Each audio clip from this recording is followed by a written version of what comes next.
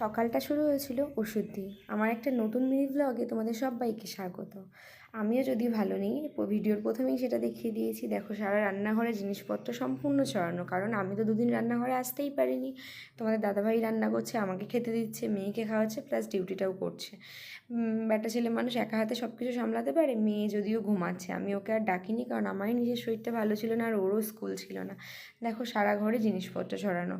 বাড়ির মেয়েরা যদি একদিনের জন্য একটু শরীর খারাপ করে না, পুরো সংসারটাই কিন্তু থেমে যায়। দেখো, সারা ঘরের মধ্যে জিনিস সরানো। এদিকেও ঘরগুলো ঠিকঠাক মোছা হয়নি।